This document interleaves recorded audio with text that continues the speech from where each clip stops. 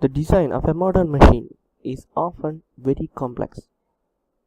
This course brings together material which falls into science of mechanics as it relates to the design of mechanisms and machines.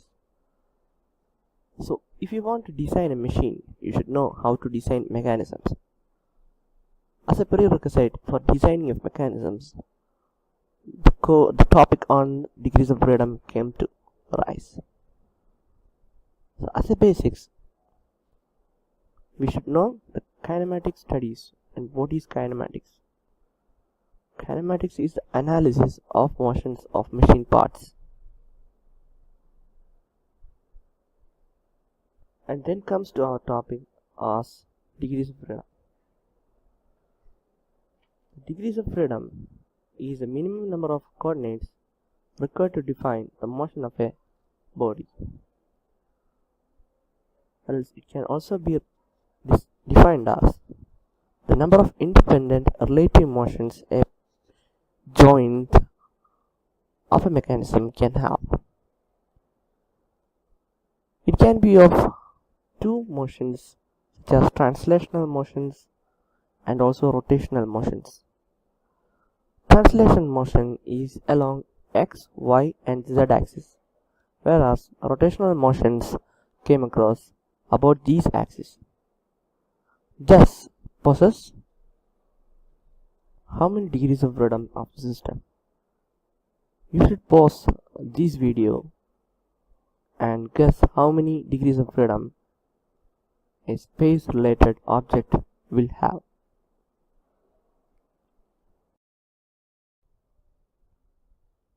The answer of degrees of freedom of a spatial body is 6 degrees of freedom. A spatial body should have 6 degrees of freedom. So, we can go to the mobility of a mechanism. The degrees of freedom of the mechanism is nothing but the mobility of a mechanism. The mobility of a mechanism is the number of input parameters that should be controlled independently in order to bring the device into a particular position. To develop a relationship for finding degrees of freedom in case of planar mechanism, we can go through the steps as follows. Before that, we will explain about the planar mechanism and spatial mechanism. Planar mechanism is nothing but the mechanisms which are considered in a plane. That is, it will have either of two axes and the third axis will not be considered. In spatial mechanisms, the axis of rotation will be considered in 3 axes, that is x, y and z.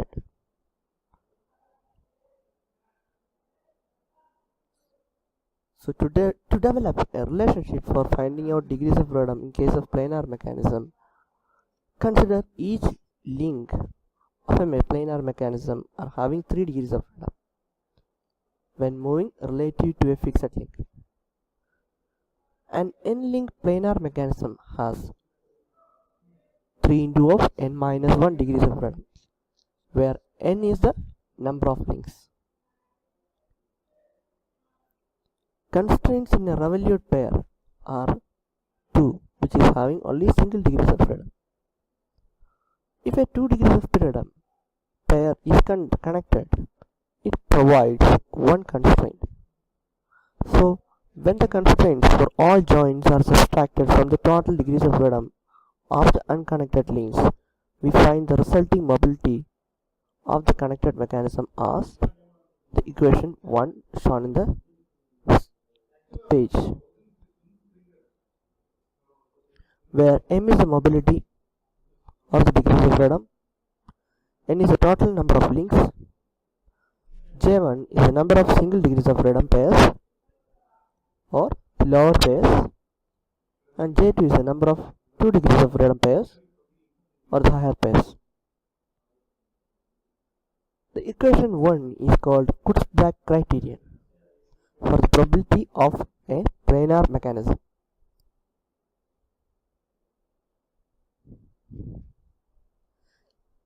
If Kurzbach criterion is considered, there are certain cases where the mechanism is defined according to the number of degrees of freedom or the mobility. If mobility is greater than 0, the mechanism has m number of degrees of freedom.